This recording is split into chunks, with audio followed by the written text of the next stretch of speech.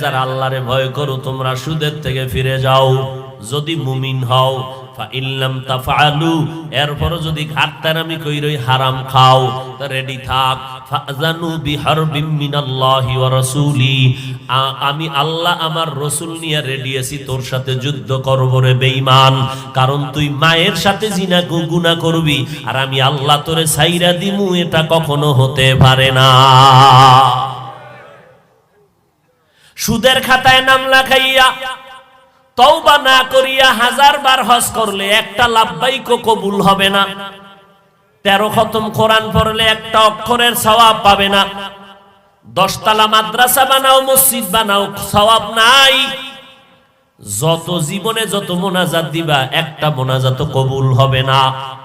আল্লাহ কয় নবী জানায়া দেন, তওবা না কইরা যদি মরে চিরস্থায়ী জাহান্নামী। সূরা বাকারা আলহামদু সূরার পরে 275 নাম্বার আয়াত।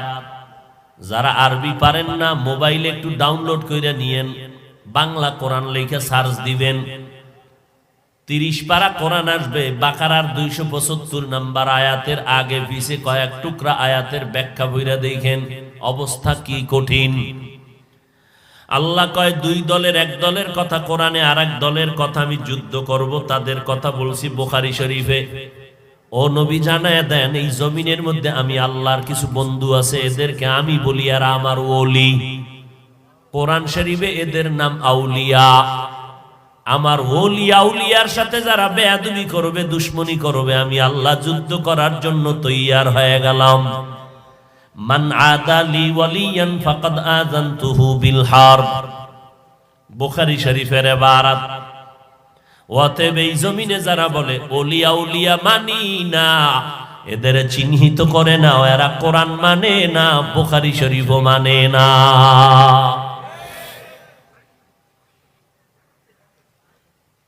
আল্লাহ হেদায়াত দান করুন। ভাইরা আমার, আম্মা জান হাওয়া আলাইহিস সালামকে বানাইয়া বসায় রাখলেন। আদম নবীর অন্তরে চুম্বকের আকর্ষণ, আল্লাহ কয় বৈধভাবে যাও, মহার আদায় করো। কেমনে করবা জানোনি? আমি আল্লাহর কলিজার বন্ধু আছে মুহাম্মদ, আমার রাসূলের উপরে 4 বার অথবা তুমি 10 বার দরুদ শরীফ পড়ো, মহার আদায় হয়ে যাবে। আদম নবী তাই করলেন, মহার আদায় হয়ে গেল। এবার আল্লাহ বললেন উসকুন আনতা ওয়া যাওজুকাল জান্নাহ, দোনোজন জান্নাতের মধ্যে থাকো। আদম তুমি আর তোমার স্ত্রী কি নিয়ে জান্নাতে থাকো। ওয়াকুলা মিনহা রাগাদান হাইসু শিতুমা, মনে যা চায় খাও, মনে যা চায় খাও। ওয়ালা তাকরাবা হাযিহিস শাজারা, ওই যে একটা গাছ আমি আল্লাহ দেখাইয়া বলতেছি, ওই গাছের নিকটেও যাইবা না। ফল খাবা তো দূরের কথা, কাছেও যাবা না। শয়তানের ধোকায় ওই গাছের ফল যখন ধরলেন, আল্লাহ পাক সিদ্ধান্ত নিয়ে তাদের দুনিয়ায় পাঠায় দিলেন। আদমেরে পাঠাইলেন হিন্দুস্তানের চরণদ্বীপ এলাকায়, আম্মা জান হাওয়া আলাইহিস সালামকে পাঠাইলেন জেদ্দায়। দীর্ঘ অনেক বছর পর দুজনার সাথে আরাফার ময়দানে মোলাকাত হলো। দুইজনারে আল্লাহ এবার অর্ডার করলেন, দুজনে এক জায়গায় থাকো, সংসার চালু করো। আদম নবী চরণদ্বীপ থেকে হেঁটে হেঁটে বাইতুল্লাহ জিয়ারত করেছেন জিন্দেগিতে 40 বারের উপরে। মা হাওয়ার আদম জীবন যাপন করতেছিলেন। দুইজনার সংমিশ্রণে আল্লাহ 2টা করে সন্তান দেন, প্রত্যেক বছর একটা নারী একটা পুরুষ। পরের বছর আবার 2 সন্তান, একটা কন্যা একটা ছেলে। বিয়ার সিস্টেম, আগের ছেলে পরের বছরের মেয়েটাকে বোনের বিয়া করবে, আগের বছরের বোনটা পরের বছরের ভাইয়ের সাথে বিয়া হবে। ওই যুক্তি এখনো চলবেনি? হ্যাঁ, ওই যুক্তি যদি এখন না চলে, তাহলে আদমের ফেরেশতারা সেজদা দিছে সম্মানের, আমরাও পিসাবের সম্মানের জন্য দিব, এই যুক্তিও চলবে না।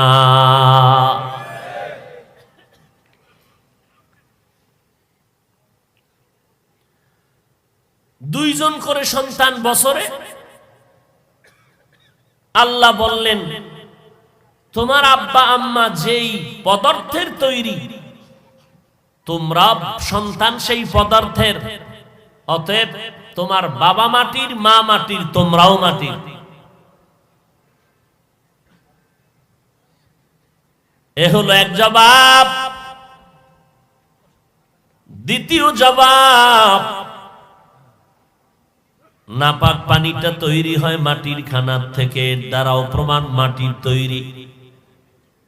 তৃতীয় জবাব, নাপাক পানিটা যখন মায়ের বাচ্চা দানিতে যায়, আল্লাহ অর্ডার করেন, হে ফেরেশতা যাও, আমার এই নাপাক পানির সাথে এর যেখানে মরণ হবে সেই কবর থেকে মাটি এক চিমটি আনিয়া নাপাক পানিতে লাগায়া দাও।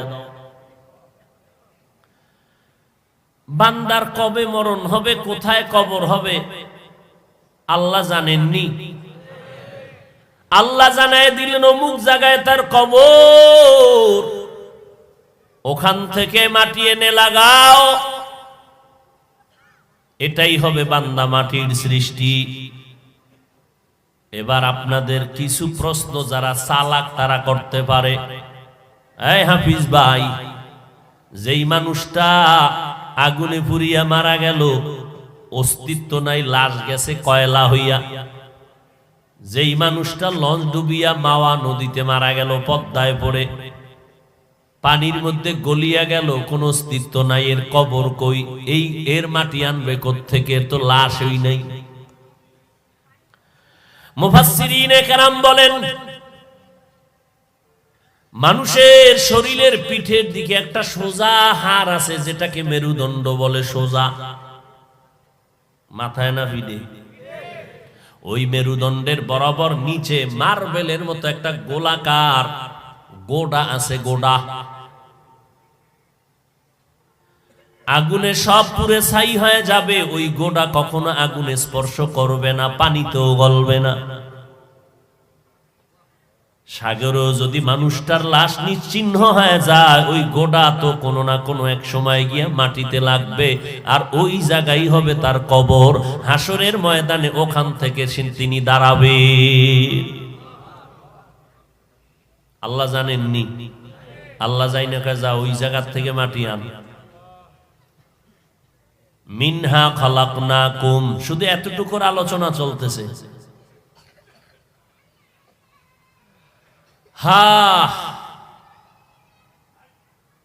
এত যুক্তি টুক্তি দিয়া আল্লাহ কি প্রমাণ করতে চাইলেন? যে তোমরা মাটির সৃষ্টি। খুব খেয়াল করবেন, এত যুক্তি দিয়া কি বুঝাইতে চাইলেন? আমরা কিসের সৃষ্টি?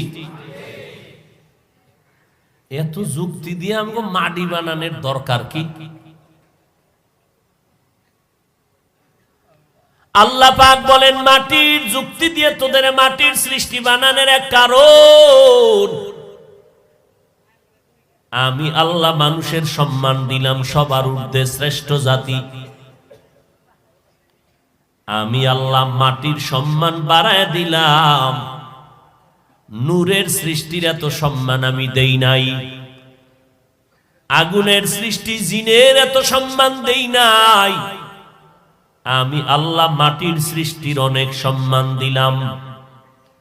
ওয়ালাকাদ কাররামনা বানি আদম ওয়া হামালনাহুম ফিল বাররি ওয়াল বাহরি ওয়া রাযাকনাহুম মিনাত তাইয়্যিবাত ওয়া ফাদ্দালনাহুম আলা কাসীরিম মিম্মান খালাকনা তাফদীলা। বনি আদম বড় দামি, এই বনি আদমের জন্য আমি রাস্তা বানায় দিলাম, চলার জন্য স্থলপথে বাহনের ব্যবস্থা করে দিলাম, পানির মধ্যে চলার মতো আমি বাহনের আয়োজন করলাম। যেই লোহা পানিতে ফেললে ডুবে যায়, আবার ওই লোহার জাহাজ আমি আল্লাহ ভাসায় রাখতেছি। বনি আদমের জন্য এগুলো করে দিলাম। আবার আমি আল্লাহ বনি আদমের জন্য জমিনের মধ্যে বহু খানা আছে, সব খানা বনি আদমের হালাল করি নাই।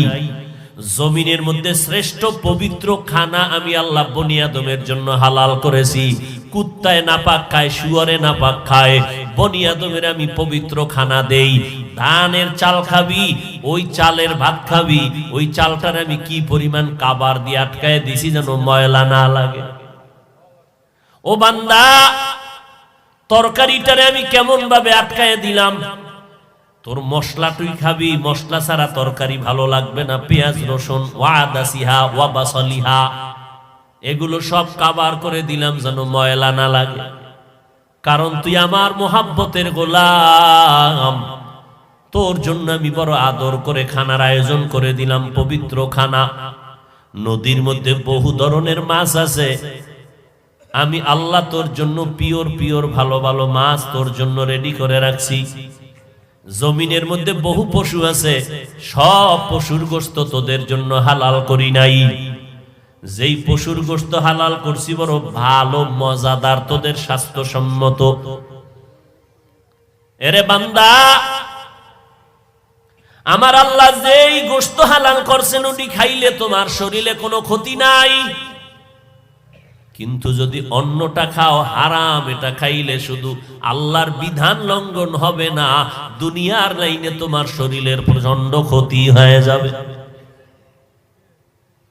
এরে নবীর উম্মতের দল, আবার আমি আল্লাহ তোমাদের মধ্যে একজনের সম্মান আর একজনের তুলনায় বাড়ায় দিছি। সামষ্টিকভাবে সারা দুনিয়ার মাখলুকতের মধ্যে মানুষ বড় দামি, আবার মানুষের মধ্যে পরস্পরে একজনের তুলনায় আর একজন দামি। ইমাম সাহেব দামি, মুক্তাদিরা পেছনে ইমামের কথায় উঠে আর বসে রুকু দেয়, সেজদা দেয়। সারা দুনিয়ার মানুষ দামি, এই দুনিয়ার মানুষের মধ্যে ঈমানওয়ালারা দামি। ঈমানওয়ালাদের মধ্যে আম্বিয়া কেরাম দামি, আর সব আম্বিয়া কেরামের একমাত্র পয়গম্বরে আরবি সবথেকে বড় দামি। আর নবীদের উম্মতের মধ্যে আখিরি নবীর উম্মত আমরা দামি। আবার আমাদের মধ্যে যারা কোরআনের ইলমওয়ালা তারা দামি। আবার কোরআনের ইলমওয়ালাদের মধ্যে যারা আমলওয়ালা তারা দামি। আবার এই আমলওয়ালার মধ্যে যাদের ইখলাস আছে তারা হলো সবথেকে বড় দামি। ইমাম গজালি রহমাতুল্লাহ আলাইহি বলেন, আন্নাসু কুল্লুহুম হালকা ইল্লাল আলিমুন ওয়াল আলিমুনা কুল্লুহুম হালকা ইল্লাল আমিলুন ওয়াল আমিলুনা কুল্লুহুম হালকা ইল্লাল মুখলিসুন। সব মানুষ ধ্বংস হবে, আলেমরা ধ্বংস হবে না। আবার আলেমরাও ধ্বংস হবে, আমলওয়ালারা হবে না। আমলওয়ালারাও ধ্বংস হবে, যাদের আমলে ইখলাস আছে তারা ধ্বংস হবে না। মানুষ একে অন্যের তুলনায় বড় দামি। এইবার আমরা মোটামুটি আলোচনার মধ্যে একটা সিদ্ধান্তে আসতে পারি, আগুনের তৈরি জিন, নূরের তৈরি ফেরেশতা, মাটির তৈরি মানুষ, বলেন শ্রেষ্ঠ কারা? নূরের সৃষ্টি শ্রেষ্ঠ? বলেন বলেন। আগুনের সৃষ্টি শ্রেষ্ঠ? আল্লাহ বলেন এটা আমার স্থায়ী সিদ্ধান্ত, চালাকি চলবে না, আমার স্থায়ী বিধান। নূরের সৃষ্টি শ্রেষ্ঠ না, আগুনের সৃষ্টি শ্রেষ্ঠ না, একমাত্র মাটির সৃষ্টি মানব জাতি শ্রেষ্ঠ, এটা আমার স্থায়ী সিদ্ধান্ত। আমি এই সিদ্ধান্ত করিয়া আদমের দাঁড় করায় বললাম, উসজুদু লি আদম। ফেরেশতারা বলো আদম দামি কিনা? বলে হ্যাঁ দামি। তো সম্মানের সেজদা করে দেখাও, মুখে বললে হবে না, আদম দামি, সেজদা করো। ফাসাজাদু ইল্লা ইবলিস, সবাই সেজদা করলো, কে করে নাই? এই ইবলিস, করলি না কেন? ইবলিস কয় আমার যুক্তিতে মিলে না। তুই এত বড় যুক্তিবাদী, কি যুক্তি তোমার? ইবলিস বলে খলাকতানি মিন নারি ওয়া খলাকতাহু মিন তিন। আমারে বানাইছেন আগুনের দ্বারা, আদমরে বানাইছেন মাটি দ্বারা। মাটির গতি নিচে, আগুনের গতি উপরে। আদমরে কইবেন আমারে সেজদা করতে, আমি উপরের গতি, আমি নত হব, এটা কেমন কথা? আল্লাহ বলে আমার সামনে যুক্তি দিলে রে বেঈমান। গোলামের কাজ হলো মালিকের হুকুম মানবি, বুঝে আসো আর না আসো, কোনো যুক্তি দেওয়া চলবে না, প্রশ্ন চলবে না। এটাই তো গোলামের কাজ। মালিক যা বলবে মেনে নিবি, কোনো প্রশ্ন নাই। আমি তোর এত ভালো জানছিলাম, তোর ইবাদতে আমি খুশি হইয়া প্রথম আসমান, দ্বিতীয় আসমান, 7টা আসমানে 7টা লকব দিলাম, উপাধি দিলাম। তোরে আমি উপাধি দিলাম খুশি হইয়া তোর ইবাদতে তুই আরেফ, তুই খাজেন, তুই বুজুর্গ, তুই ওলিয়ে কামেল, এতগুলো টাইটেল তোরে দিলাম। ও ইবলিস, আমি মাওলার হুকুমটা না মানিয়া যুক্তি কেন দিলি? ফাখরুজ ফা ইন্নাকা রাজিম, আমার দরবার থেকে বের হয়ে যা, আমি তোরে অভিশপ্ত করে দিলাম। আর 1 সেকেন্ডের জন্য তোর আর জান্নাত নাই, চির জাহান্নামী তোরে করে বিদায় করে দিলাম, বের হয়ে যা। এবার বলেন, মাটির সৃষ্টি শ্রেষ্ঠ সিদ্ধান্ত কার? স্থায়ী না অস্থায়ী? মানে না কে? জোরে বলো। নূরের সৃষ্টি শ্রেষ্ঠ না, আগুনের সৃষ্টি শ্রেষ্ঠ না, মাটির সৃষ্টি শ্রেষ্ঠ। এই কথা যারা মানবে না, বুঝে নিবা ইবলিসের রোগে তাদের ধরেছে।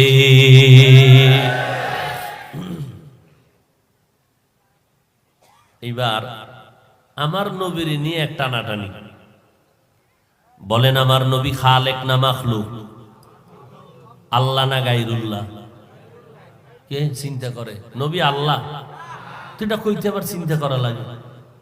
আমার নবী আল্লাহ না গায়রুল্লাহ? আমার নবী খালেক নাকি মাখলুক? সবাই একমত? মাখলুক যদি হয় তার মানে কি আল্লাহ তারে বানাইছেন, এই তো ঠিক না? আল্লাহ যদি নবীরে বানান, তো নবীরে কি দিয়া বানাইছেন এইরকম একটা পেশাপেশি আসেনি সমাজে? হ্যাঁ, এবার ভাইজান তুমি বিবেকটাকে জিজ্ঞাসা করো ভালো করে, আল্লাহর সিদ্ধান্ত মেনে নাও। নূরের সৃষ্টি শ্রেষ্ঠ না, আগুনের সৃষ্টি শ্রেষ্ঠ না, আল্লাহর স্থায়ী সিদ্ধান্ত মাটির সৃষ্টি শ্রেষ্ঠ। এখন আমার নবী সৃষ্টি, আল্লাহ হলেন স্রষ্টা। আমার নবী মাখলুক, আল্লাহ হলেন খালেক। আমার নবী গায়রুল্লাহ, আল্লাহই হলেন আমার আল্লাহ। এখন আমার নবী মাখলুক যদি বলো, তাহলে কোন লাইনে তুমি নিলে নবীর সম্মান ঠিক থাকবে? এটা সিদ্ধান্ত তুমি 1 বছর পরে দিবা। শুধু 1 বছর ভাবতে থাকবা কি বলা যায়, কি করা যায়। আমার নবী যেহেতু মাখলুক, আমার নবী যেহেতু সৃষ্টি, তাহলে সৃষ্টির মধ্যে কোন কাতারে রাখলে নবীর সম্মান বাড়ে? নূরের কাতারে যদি রাখি সম্মান ঠিক থাকবে নি, আগুনের কাতারে রাখলে সম্মান থাকবে নি, মাটির কাতারে রাখলে সম্মান টিকবে নি। এইভাবে বান্দা তুমি চিন্তা করিয়া আগামী বছর দেখা হইলে জবাব দিবা। এখন জবাব চাই না। কারণটা কি জানো? তুমি এই 1টা বছর তোমার কয়েকটা ডিউটি, যেহেতু তুমি নবীর আশেক, এই 1 বছর বসিয়া একটা নামাজ ছাড়বা না, দাড়ি লম্বা করতে হবে, মদিনার লাইনের ভাকরি লাগাও, তাহাজ্জুদ নামাজ পড়বা, দৈনিক 100 বার কমপক্ষে। রকম নবীর টাটকা আশেক হইতে তোমার 1 বছর লাগবে। 1 বছর পরে তোমাকে আমি জবাব দিব, প্রয়োজনে এক জায়গায় বসে দ্বন্দ্ব করব, তর্কে জড়াইয়া সমাধানে যাব। ওই সময় তোমার সাথে আমার তর্ক হবে, মোহব্বতের তর্ক। তুমি বলবা, আমি বলবো, একটা সমাধানে যাব। এর আগে না, কারণ এখন তোমার নবীর সুন্নতের আমল দুর্বলতা আছে। অতএব যে নবীর সুন্নাত মানে না, তার অধিকার নাই জানার মতো নবী কিসের তৈরি, ওর অধিকার নাই। নামাজ নাই, রোজা নাই, সুন্নাত নাই, সে যদি নবী কিসের তৈরি নিয়ে প্রশ্ন করে, ভিডা ছাড়া কোনো জবাব নাই। কারণ তুমি রসুলের দুশ্মন, তোমার অধিকার নাই জানার রসুল কিসের সৃষ্টি। ভাইরা আমার, মিনহা খালাকনাকুম, আল্লাহ বলেন তোমাদের মাটির থেকে সৃষ্টি করেছি। আল্লাহ এই কথা দিয়ে কি বুঝাইলেন?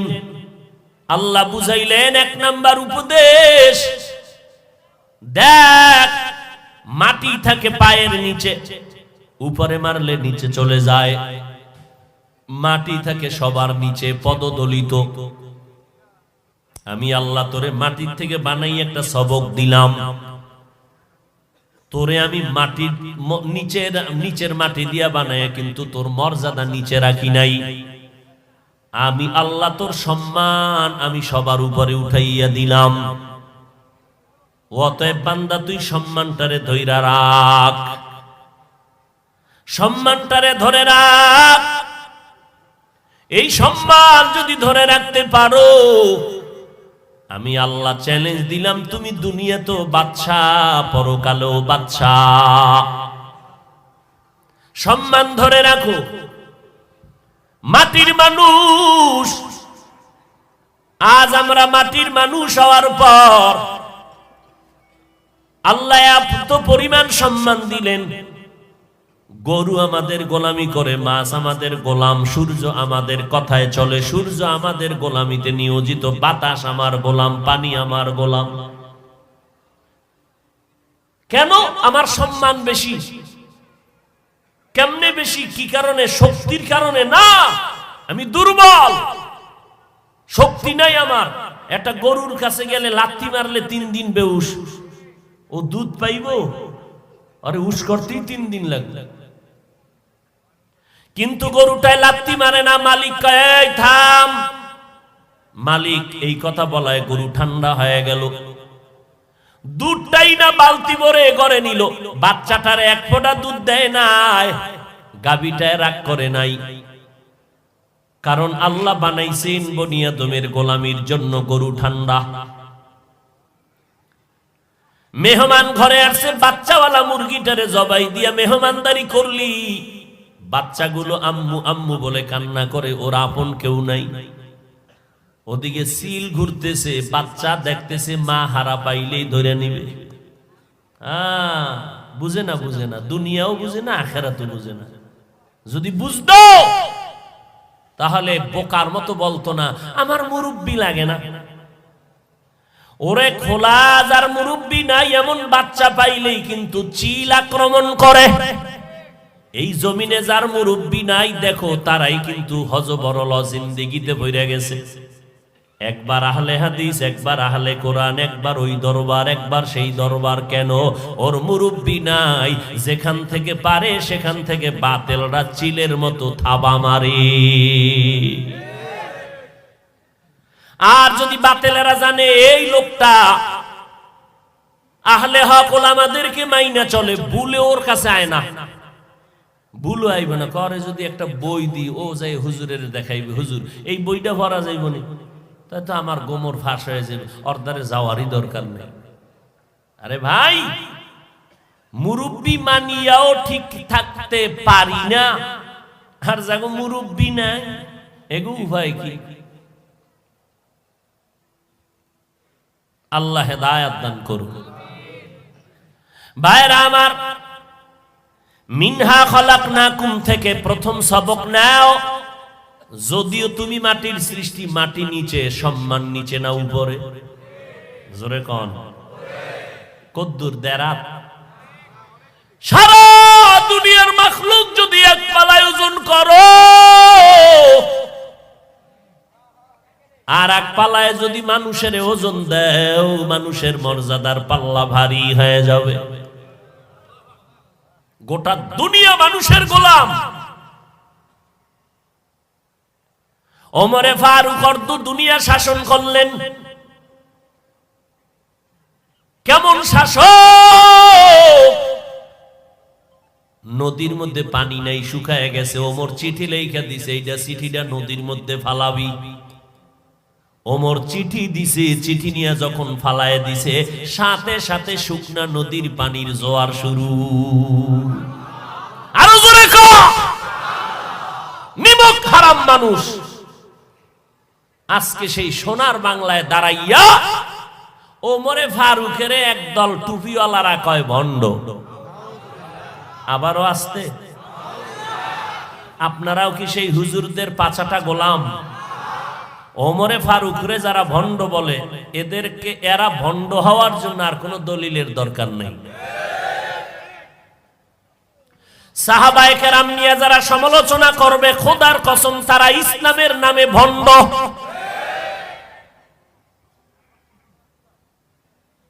মুআবিয়া রাদিয়াল্লাহু তাআলা আনহুর বিরুদ্ধে কথা, ওসমান রাদিয়াল্লাহু আনহুর বিরুদ্ধে কথা, এইভাবে যারা সাহাবায়ে কেরামের বিরুদ্ধে ইশারা ইঙ্গিতে কথা বলে, এরা মুসলমানও ঠিক, মাওলানাও ঠিক, তবে ৭২ দল জাহান্নামীদের অন্তর্ভুক্ত। সাবধান। চট্টগ্রামে একটা মাজারে লেখা আছে, পাগড়িওয়ালা জুতা চোর থেকে সাবধান। আমি বলি, ও শিবচরের মুসলমান, ইসলামের ব্যানারওয়ালা ভণ্ড থেকে আপনারা সাবধান। আওয়ামী লীগওয়ালারা কেউ কয় নাই ওমর বাতেল, ওমর বেদাতি। আরে কেমনে কই, না কইয়াও পারি না, ইমানের দাবি। ভণ্ডদের বিরুদ্ধে কথা বলা এটা ইমানের দায়িত্ব, এটা গীবত হলেও সওয়াব। ইসলামের ব্যানার লাগাইয়া, মাওলানা নামের টাইটেল লাগাইয়া কয় নবীরা ভুল করেছেন, আল্লাহ ভুল করাইছেন। এই যুবকেরা, তোমরা কি একমত নবীরা ভুল করছেন? তাহলে এদেরকে চিহ্নিত করো, এরা ইসলামের ব্যানারওয়ালা ভণ্ড। আর এক টুপিওয়ালা মাওলানা কয় কোরআন শরীফের ভেতরে ভেজাল। নাউজুবিল্লাহ, আয় না চিন্তা করে, আমগো হুজুরে যদি কয় তো তার নাউজুবিল্লাহ বলার আগে একটু চিন্তা করা লাগে। শুনো, তোমার বক্তা হুজুরে মাওলানা কোরআনে ভেজাল আছে বলার কারণে যেই বেঈমান, তুমি ভক্ত হইয়া যদি চুপ থাকো, প্রতিবাদ না জানাও, তুমি চুপ থাকার কারণেও তুমি বেঈমান।